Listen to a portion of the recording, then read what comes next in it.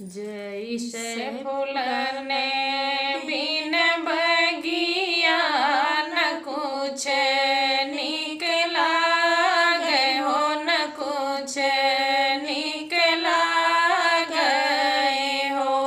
रामा वैसे बलक बिन गोदिया जगत सुनिला गए हो, जगत सुनिला गए हो।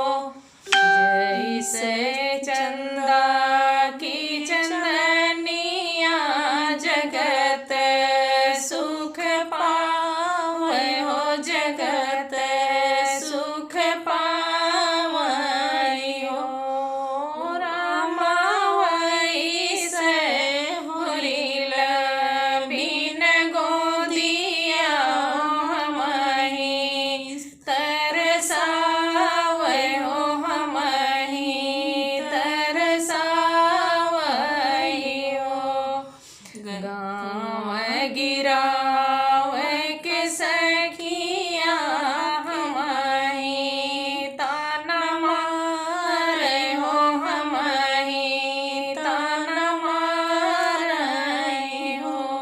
रामा बिन रे बलक वाके गोदिया घरा से निकारे हो, घरा से निकारे हो।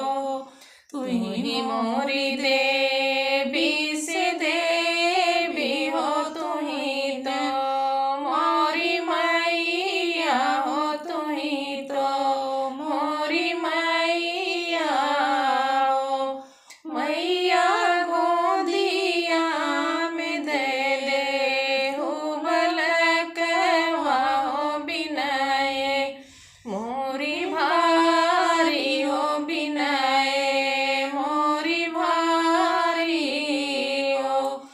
मैया सखीन के बोलिया सुन न जाई हो, देवी हम कांद दे हो बलकवा हो, नहीं तो डूबी